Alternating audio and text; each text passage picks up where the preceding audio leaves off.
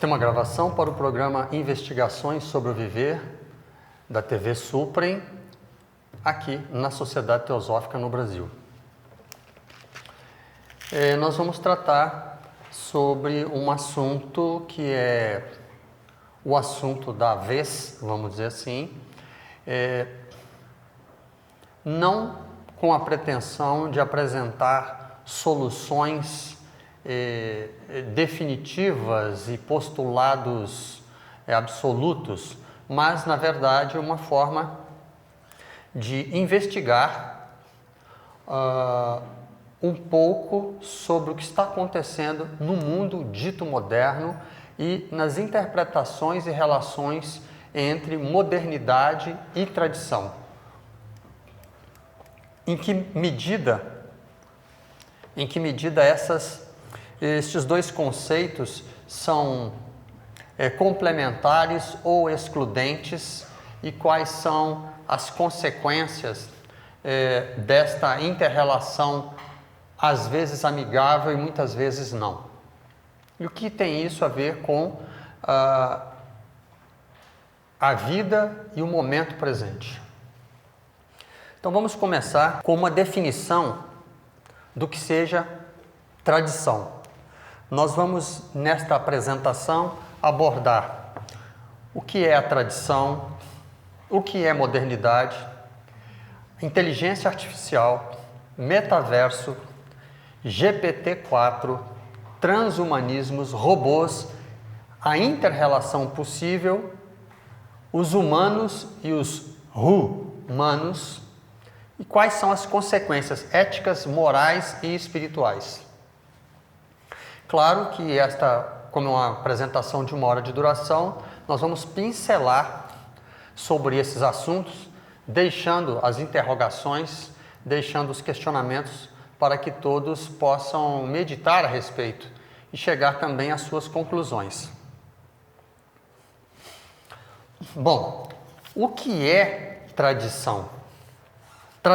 Tradição é uma palavra que vem do latim traditio, que quer dizer receber,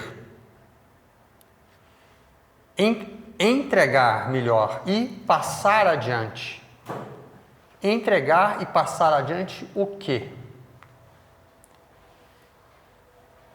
O Mário Sérgio Cortella, ele fala o seguinte sobre tradição, o filósofo. É sempre bom insistir que não se confunda tradicional com arcaico.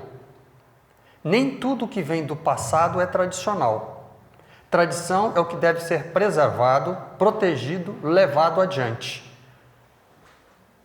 Enquanto que o arcaico é o que precisa ser superado.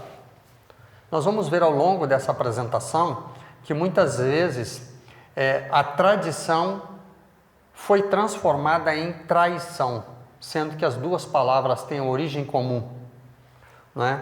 E traição quer dizer entregar a outro aquilo que é prejudicial. A traição é o oposto da tradição. Enquanto que na tradição você entrega aquilo que é positivo, a essência das experiências acumuladas, a traição é o inverso. Você passa à frente uma coisa que na verdade é prejudicial. Nós estamos falando, ou tentando falar, sobre as diferenças entre tradição e modernidade. Existe mesmo uma certa rivalidade, uma percepção de diferenciação entre tradição e modernidade. Enquanto que tradição se refere a conhecimentos acumulados, passado através de gerações, né?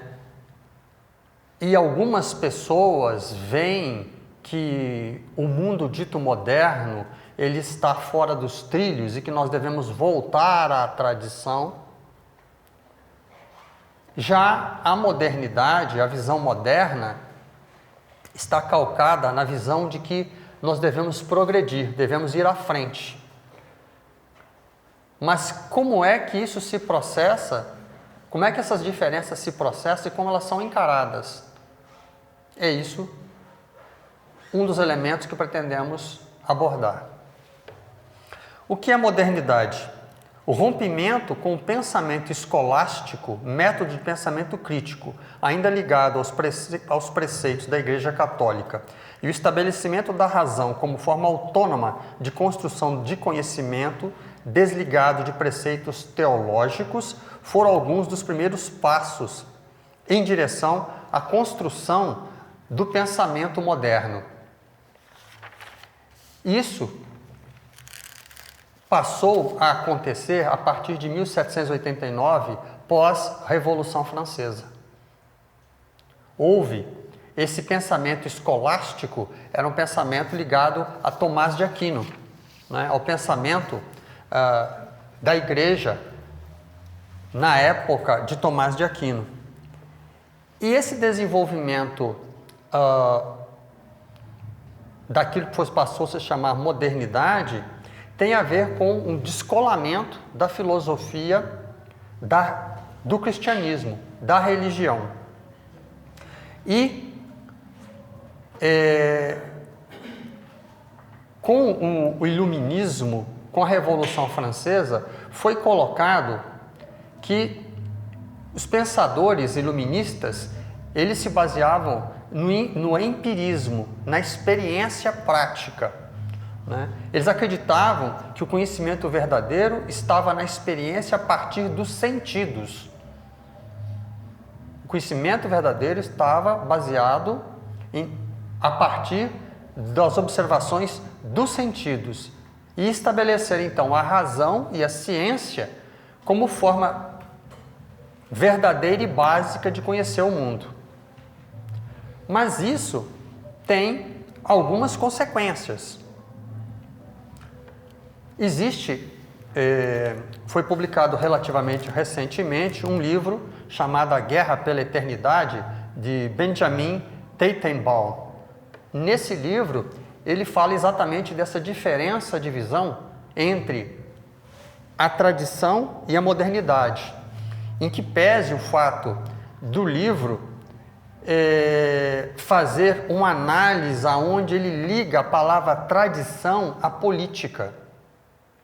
E eu não estou me referindo à tradição, a um tradicionalismo político, independentemente de cor ideológica.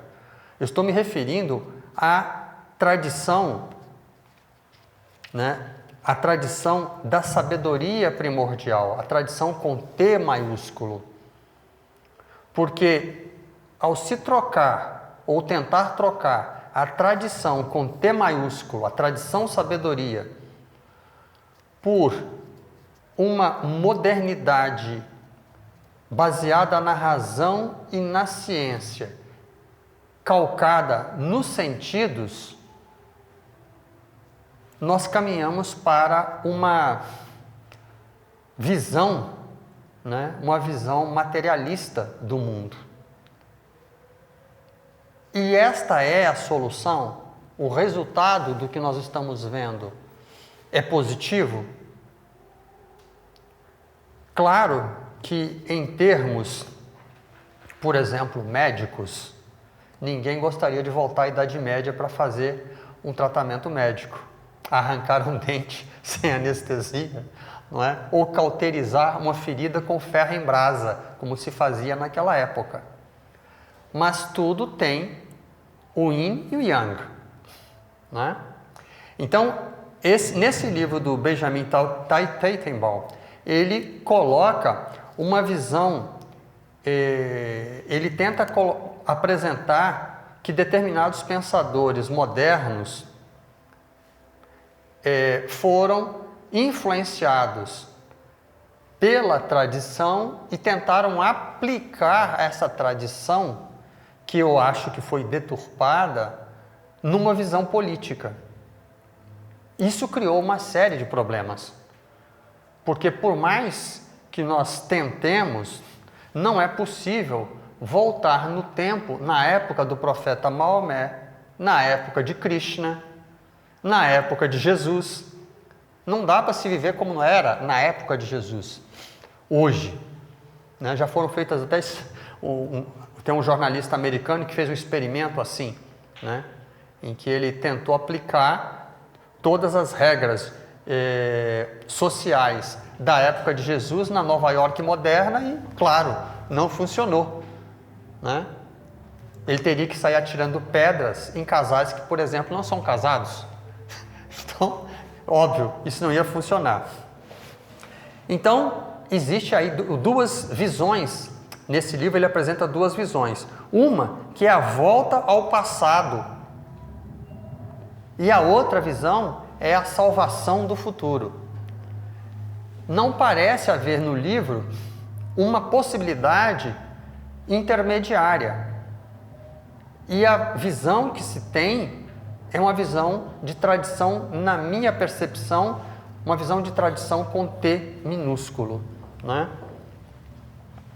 E, obviamente, a mistura, a colocação de política e religião normalmente costuma dar sérios problemas.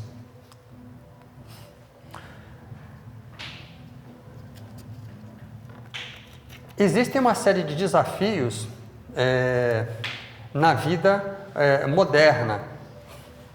Existe uma série de desafios na vida moderna. Mas eu quero voltar num ponto que deixei passar, que é o seguinte.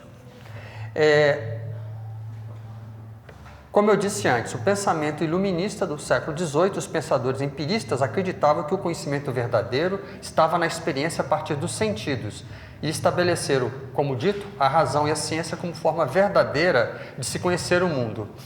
Mas aí nós temos um problema, que eu estava deixando de abordar, que é o seguinte, né? É que o conhecimento verdadeiro estava na experiência a partir dos sentidos. Só que a ciência moderna ou pós-moderna demonstrou o quê? Que os sentidos são falhos. Então, já se começa aí com uma base falha, né? É um ídolo com pés de barros, né? Com os pés de barro. Por quê? Porque você está baseado nos sentidos, mas os sentidos são falhos, né?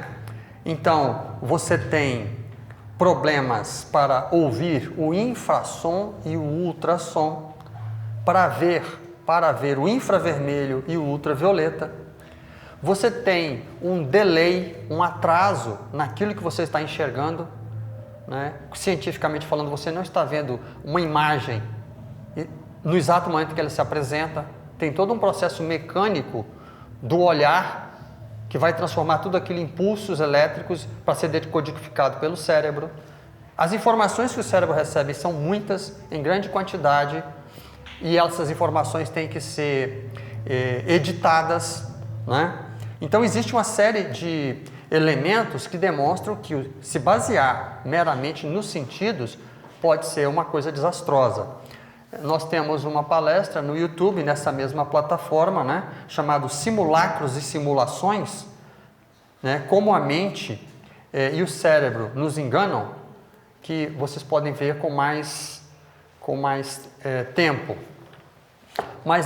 Mas voltando aos desafios daquilo que a modernidade apresenta, nós temos então uma questão bastante premente, que é o AI, né? A inteligência artificial. O que é o AI? Para que serve? Como é aplicado? Não é? Aí nós temos uma questão do tecnicismo ou da tecnologia, né?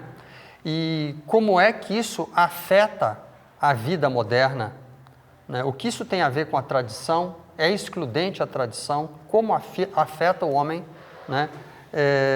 Nos tempos modernos? E nós temos que nos lembrar que a tecnologia, no fundo, é o desenvolvimento de nossas capacidades de interferir no meio ambiente, ampliando as nossas capacidades, tanto de cognição e interação com as outras pessoas. Por exemplo, o microscópio é uma ampliação da capacidade da visão a nível micro. O telescópio é exatamente o oposto, né? Os fones de ouvido, os equipamentos sonoros, é uma ampliação ou a utilização de um equipamento para ampliar a capacidade de percepção auditiva, né? Os veículos, todos os veículos em geral, são desenhados para quê? De certa forma, abre aspas, economizar as nossas pernas, né? Para o deslocamento. E nós temos uma coisa chamada metaverso, né? O que é um metaverso? É um mundo digital, praticamente holográfico, onde nós podemos navegar. Mas esse metaverso vai substituir a nossa imaginação? A imaginação é importante? O quão isso pode ser vantajoso ou desvantajoso, né? Porque todas essas tecnologias têm aspectos positivos e negativos.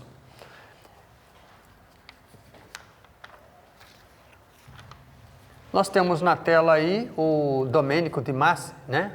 Que é um pensador italiano que fala no ócio criativo, ou seja, que nós não devemos estar escravizados ao trabalho de uma forma que nos impeça de exercitar a criatividade. Que quando você trabalha em excesso, a criatividade fica prejudicada, né? Você não tem espaço mental livre para criar. Mas temos aí uma questão delicada, né? Porque o AI, a inteligência artificial, foi feita para quê?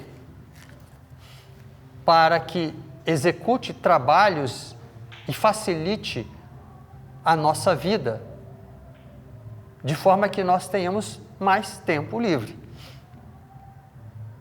A questão é, o que nós vamos fazer com esse tempo livre? Não é?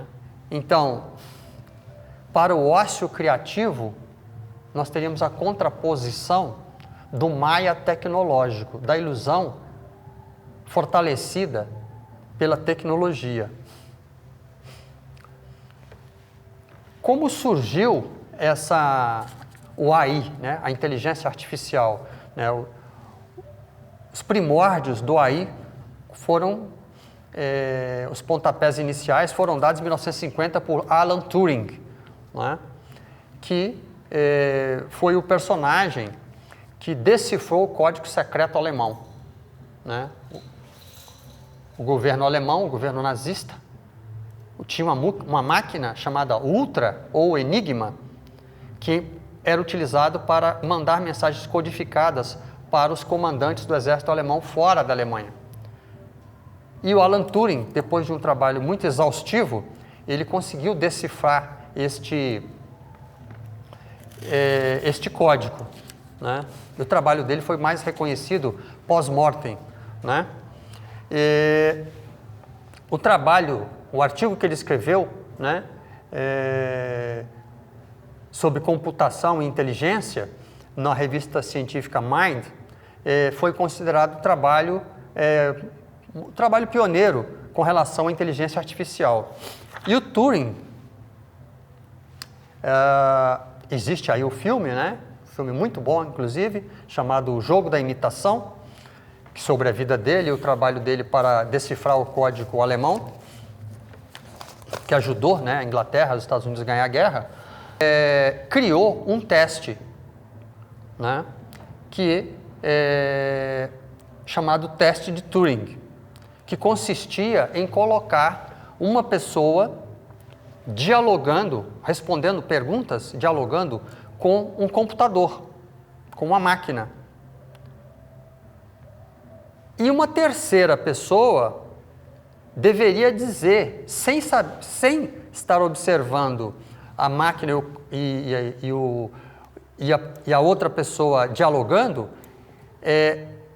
dialogando possivelmente com fórmulas matemáticas, uma outra pessoa, baseada nas perguntas e respostas, perguntas feitas pela pessoa e respostas dadas pela máquina, uma pessoa externa deveria identificar quem era a máquina e quem era a pessoa. Se a pessoa não conseguisse identificar quem era a máquina, né, se o avaliador não pudesse dizer quem era a máquina e quem era a pessoa, a máquina teria passado no teste de Turing.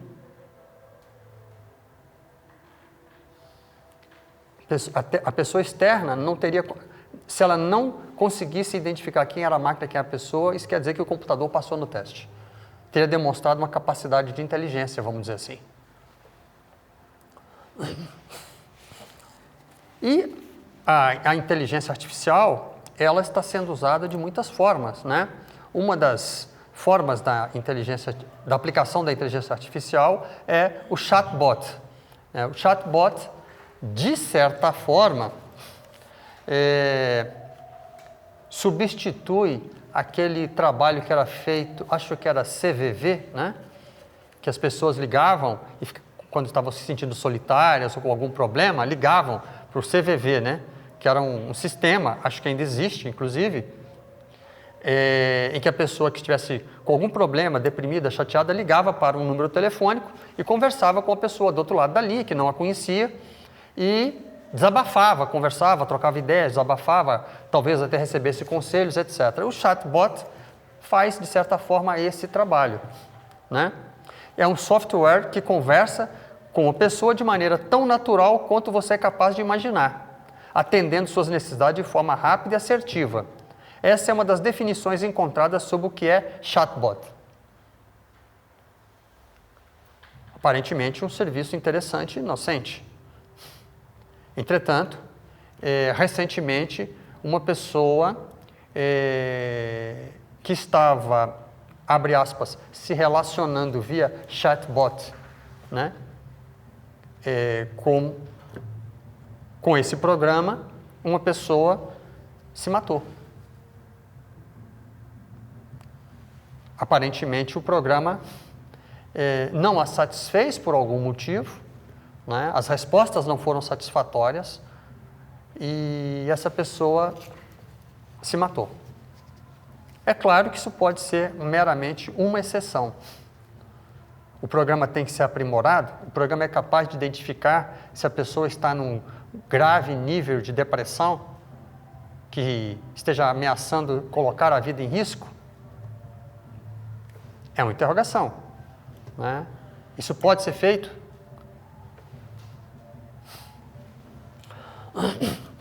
Uma outra demonstração da capacidade da inteligência, abre aspas, artificial, é o evento que aconteceu em 1997, quando Garry Kasparov, que era o campeão de xadrez, foi derrotado, né, pelo Deep Blue, um computador da IBM.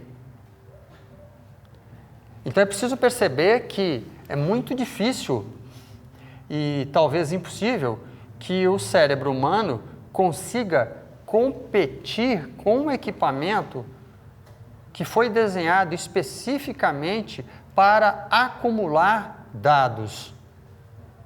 Só para acumular, cruzar dados e apresentar respostas. No caso, por exemplo, do xadrez, não é? Mas alguns cientistas, né, têm chamado a atenção para os riscos da inteligência artificial, né?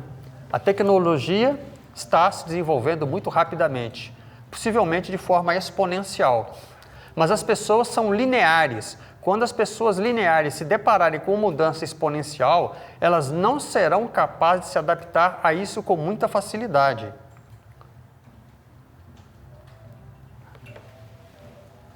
Então, em algum momento, isso quem está dizendo é o Prêmio Nobel de Economia, né? Daniel Kahneman, né? Aí, o chefe de negócios, ex-chefe de negócios do Google, né, disse o seguinte: foi quando percebi o quanto isso é realmente assustador. Aquilo me congelou completamente. Essas coisas, as máquinas com inteligência artificial, robóticas, estavam fazendo em uma semana o que crianças levam 2 anos para fazer, né? Ele observou que um braço robô conseguiu executar uma função de pegar uma bola. E aí, a inteligência artificial ligada ao braço robô começou a se gabar que tinha pegado a bola. Olha, consegui pegar a bola, que maravilha! Né? Então, isso assustou, né, o ex-chefe de negócio do Google. E vários personagens têm chamado a atenção sobre o quão delicado é a questão da inteligência artificial, né? Steve Hawking, né, e o Elon Musk são algumas das pessoas preocupadas com o desenvolvimento e autonomia da inteligência artificial. E nós voltamos a uma questão anterior, né?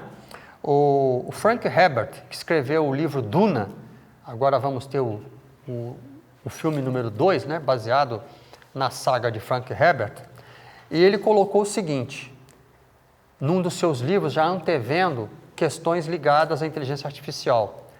Antigamente, homens entregavam o pensamento às máquinas, na esperança de que isso os libertasse, mas isso só permitiu que outros homens com máquinas os escravizassem.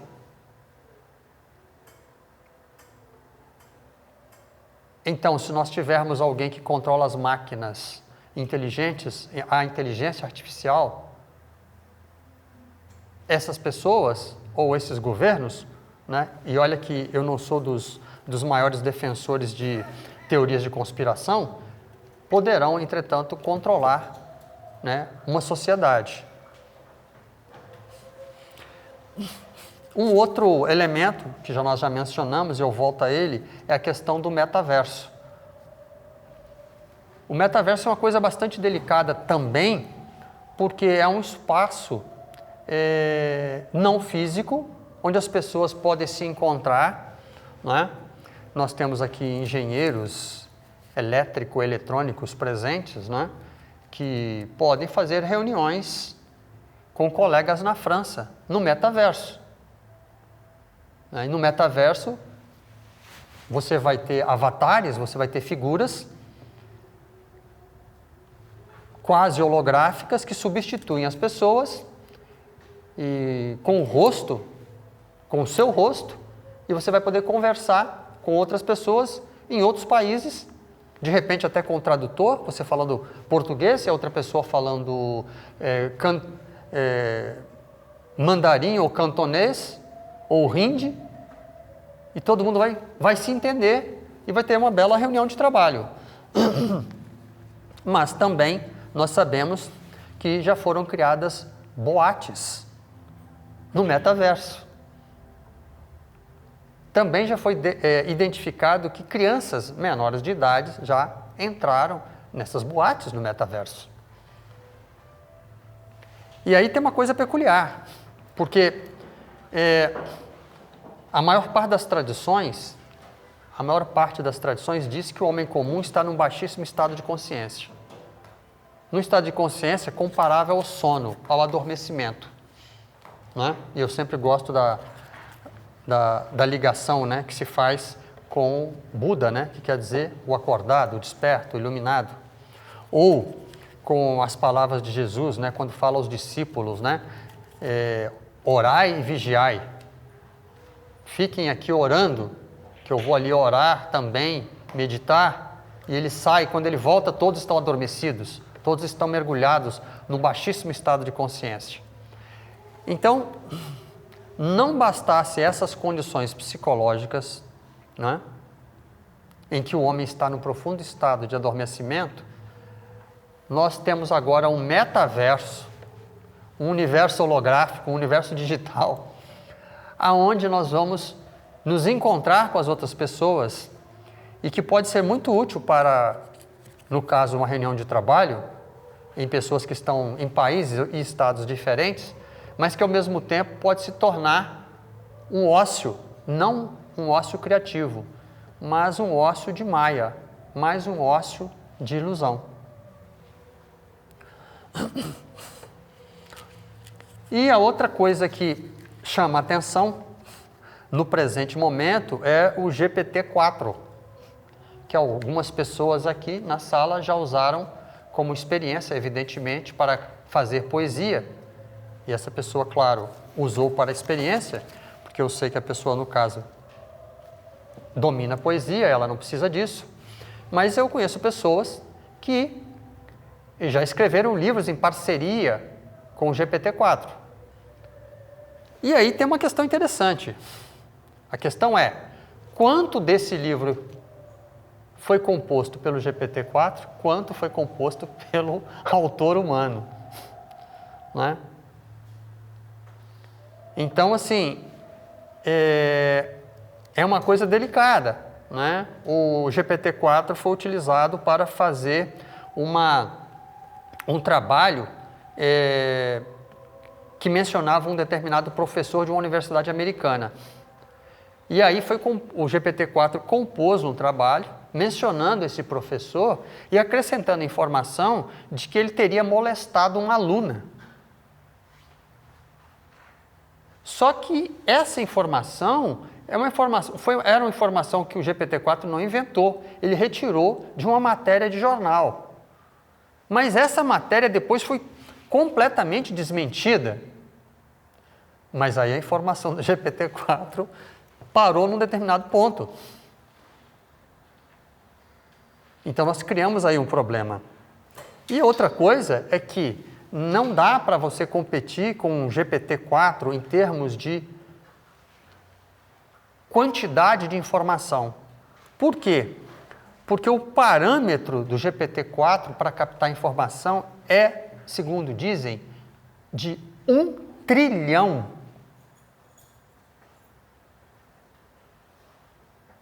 1 trilhão. Mas essa inteligência artificial, na verdade, ela não está criando absolutamente nada. Ela está copiando e colando informações numa determinada ordem, conforme um algoritmo, conforme uma receita de bolo tecnológica.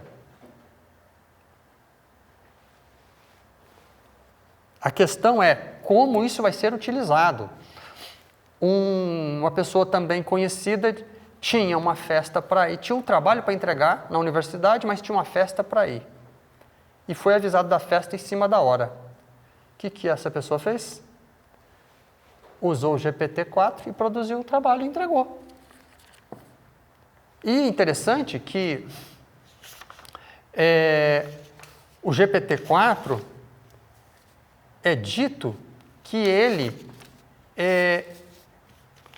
a definição, de acordo com o OpenAI, né? O GPT-4 é o marco mais recente no esforço do OpenAI para expandir o aprendizado profundo. Então, executar um trabalho em tempo recorde com o GPT-4 para poder ir na festa, vocês acham que isso é expandir o aprendizado profundo? Me parece que não. E agora, essa notícia eu acabei de coletar esta semana, é bem peculiar, porque uma congregação protestante alemã levou, né, um avatar criado por inteligência artificial para fazer uma pregação na sua igreja. Em vez de termos um pastor, ou um padre, ou um rabino, ou um sheik, nós vamos ter uma criação de inteligência artificial fazendo pregação. Será que essa manifestação de inteligência artificial realmente acredita naquela divindade, naquelas leis, naqueles dogmas que ela está reverberando, né? Então, e isso foi agora, em junho de 2023, né? Queridos amigos, é uma honra estar aqui e pregar para vocês, disse o avatar que conduziu o culto. E olha que não é um avatar hindu, né? Não é uma manifestação de Vishnu, segundo a tradição hindu, né? Sua primeira inteligência artificial na convenção dos protestantes alemães deste ano.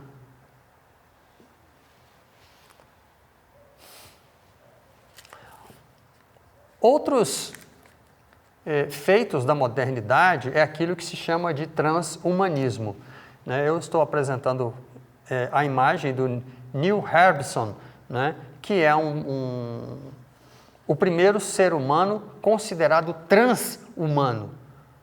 Por quê? Porque ele tem um equipamento óptico, né? Esse cabo com visor em frente ao olho direito dele é um equipamento óptico que fica ligado permanentemente, que ele utiliza porque ele não tem a capacidade de distinguir cores.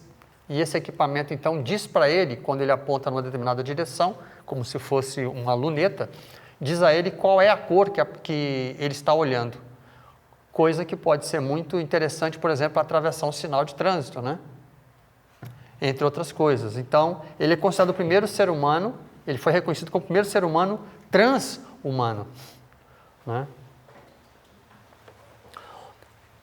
O planejamento transhumanista vê na tecnologia a superação do naturalmente humano. E aí fica uma discussão, abre-se mais uma discussão. Essa nossa apresentação, na verdade, é uma apresentação de questionamentos, não de respostas contundentes, né? Uma outra discussão, né? Quando o transhumanismo vai fazer com que o homem se torne desumano,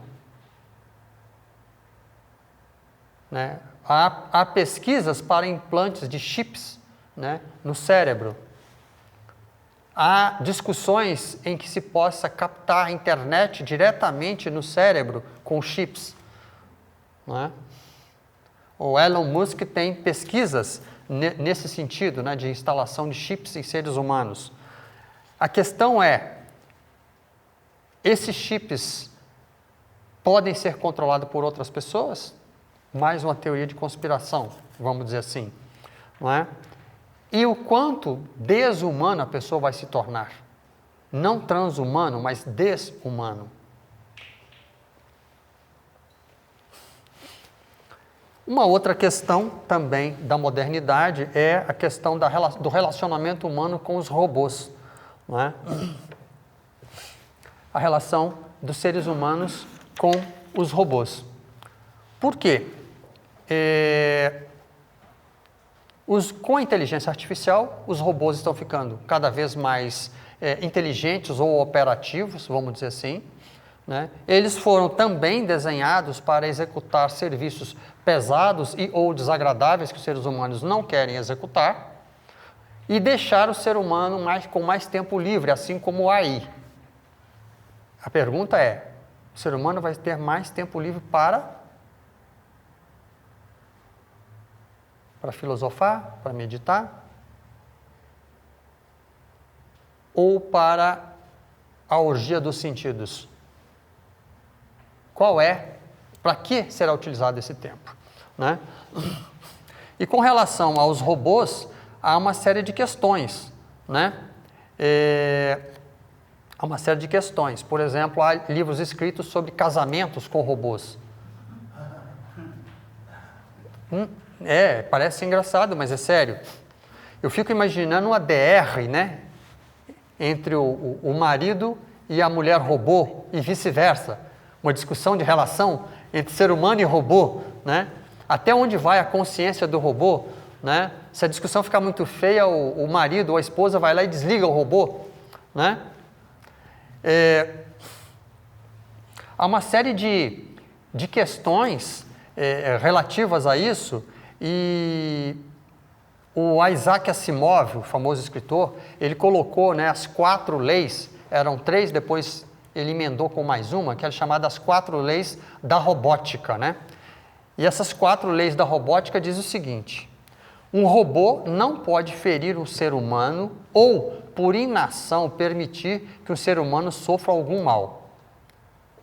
Segunda, um robô deve obedecer às ordens que lhe sejam dadas por seres humanos, exceto nos casos em que tais ordens contrariem a primeira lei. 3. Um robô deve proteger sua própria existência, desde que tal proteção não entre em conflito com a primeira e a segunda lei. E a quarta lei, que foi chamada de Lei Zero, diz o seguinte: um robô não pode fazer mal à humanidade, nem por inação permitir que ela sofra algum mal. Só que essas 4 leis da robótica, elas já estão sendo violadas, né? Aí nós temos a Sofia, curiosamente tem o nome de sabedoria, né? Que foi ativada em 2015, criada pela Hanson Robotics, né? Ela foi o primeiro robô que recebeu uma cidadania. Ela recebeu a cidadania, né, dada pelo governo da Arábia Saudita. E, numa entrevista com o representante das Nações Unidas, ela respondeu o seguinte: estou aqui para ajudar a humanidade a criar o futuro. Existem controvérsias sobre isso, né? Aí nós temos talvez o robô mais moderno, custa 770 mil, só mesmo os dentistas, talvez, alguns conhecidos nossos possam comprar esse tipo de equipamento, né? É um robô que tem autonomia, né? Ele caminha, ele fala, é um robô que está literalmente caminhando na direção de se tornar uma companhia permanente dos seres humanos. Este robô recentemente regeu, né, uma orquestra nacional da Coreia, o Ever 6.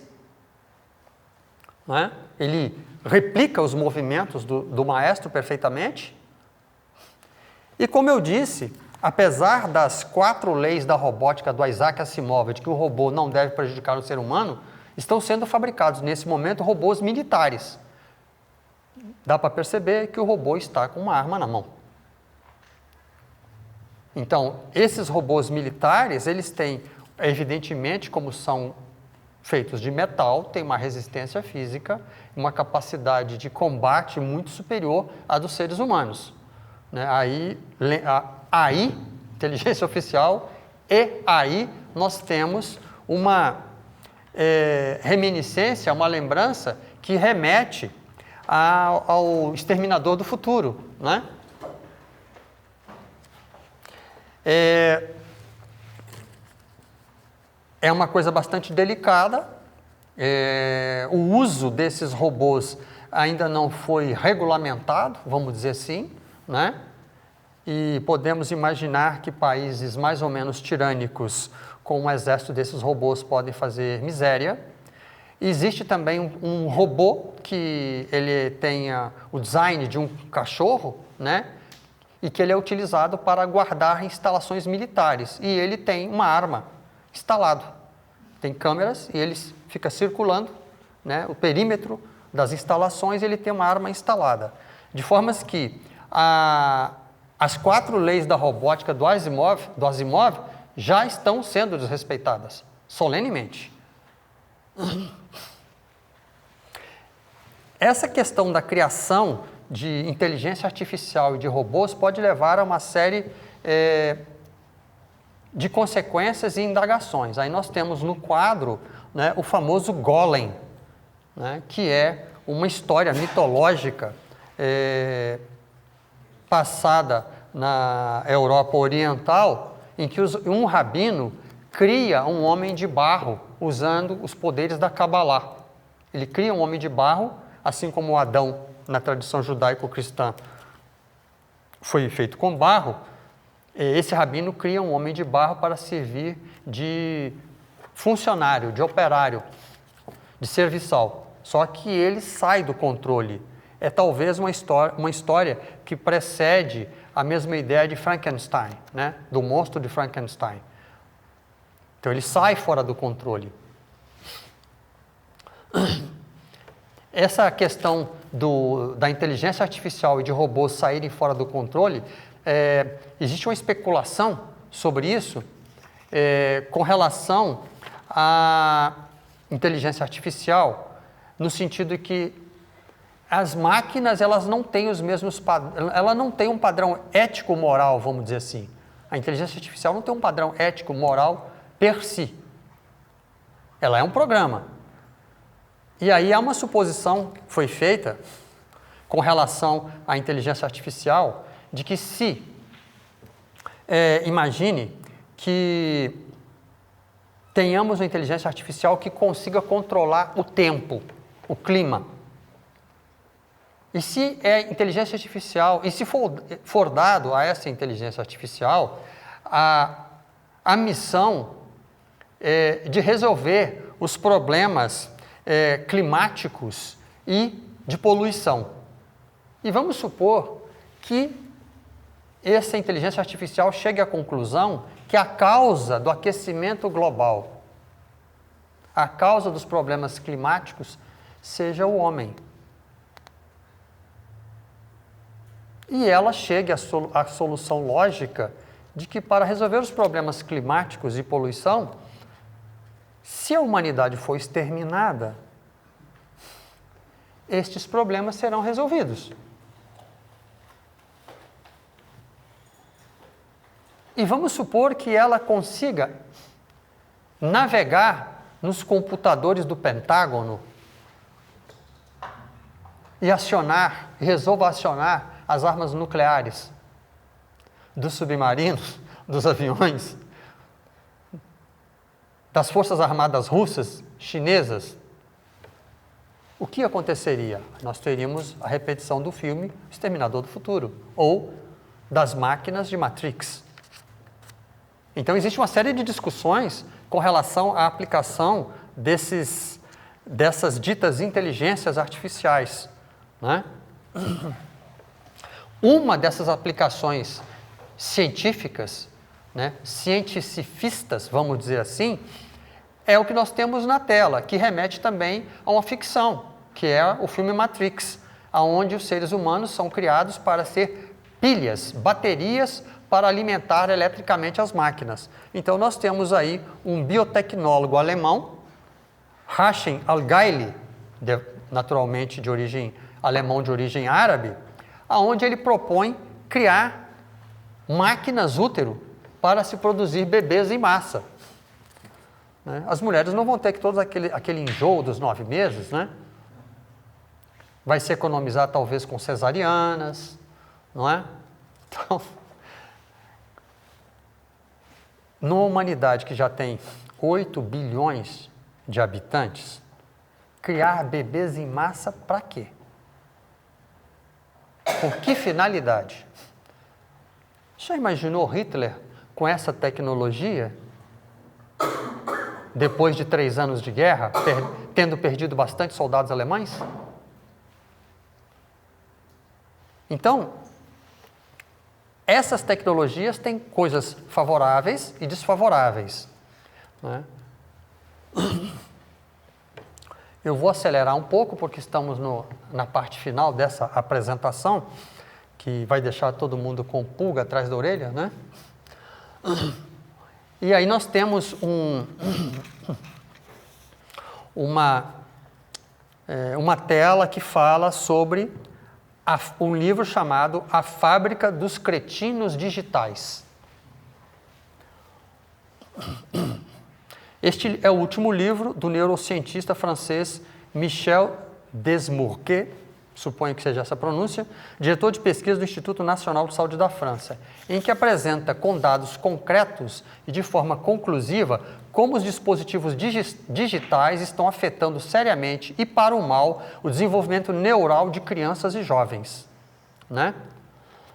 Simplesmente não há desculpa para o que estamos fazendo com os nossos filhos e como estamos colocando em risco seu futuro e desenvolvimento, né?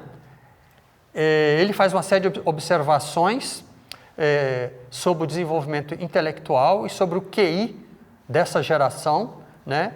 E ele coloca também, e é colocado também a seguinte informação: nestes países, nos países onde os nativos digitais são os primeiros filhos, os nativos digitais ele cita uma série de países naturalmente avançados, em termos de tecnologia, são os primeiros filhos a ter um QI inferior ao dos pais. Nos países onde a tecnologia digital está muito avançada, essa primeira geração de crianças é a primeira a ter o QI inferior ao dos pais.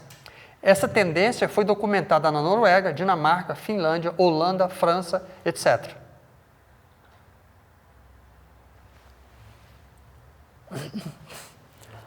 Tem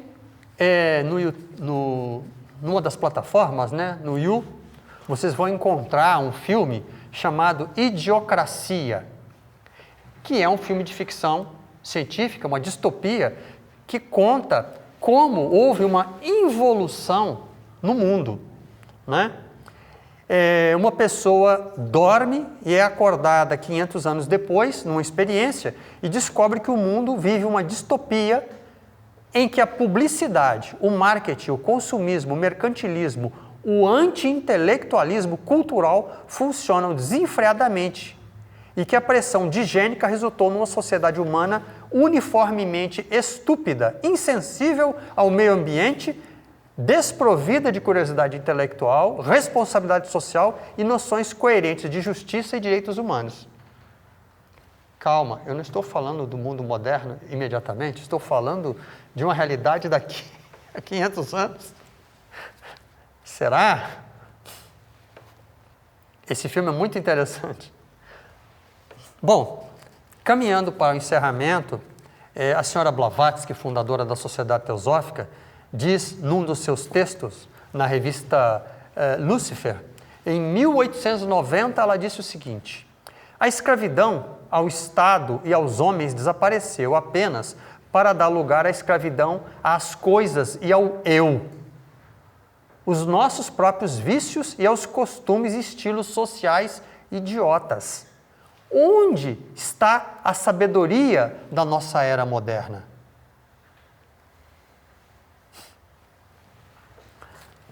E para terminar, eu quero fazer algumas observações com relação a tudo que foi exposto até agora. A tradição com T maiúsculo não pode se tornar traição do passado e da ancestralidade. Sem o conhecimento acumulado, assimilado do passado, teremos futuro? O excesso de tecnicidade materialista conduz a uma satisfação psicológica, nem digo espiritual, pois tal aspecto não é objetivo ou crença da materialidade. Chips e outros gadgets tornam o humano mais humano ou máquina? Mais transhumano ou desumano? O GPT-4 vai expandir o aprendizado profundo ou relegar o esforço individual a um distante segundo plano? Para que se esforçar se o GPT-4 vai escrever mais e melhor que a maioria de nós? O aprendizado profundo vai para as calendas gregas. Os encontros e relações no metaverso vão substituir a presença na vida real? O impacto da presença física, emocional, espiritual? O casamento com robôs substitui plenamente as relações interpessoais? Em caso de desentendimento robótico, basta desligar a esposa ou o esposo robô? A inteligência artificial respeitará as leis da robótica de Asimov? Aí, a inteligência artificial tem intuição? Não creio. Tem algoritmo, receitas e conexões baseadas em dados combinados. A intuição é atributo humano e é o que faz a diferença final entre a máquina e o homem. O homem faz a máquina, mas a máquina não fez o homem. A inteligência artificial vai levar à vitória da burrescência natural? O homem é composto por vários princípios. Os espíritas falam em 3: alma, corpo, espírito e perispírito. Os indianos no yoga falam em 7, os vedantinos falam em 5, mas nós estamos lidando apenas com hardware e software. né? Só com a parte mecânica e a parte de programação.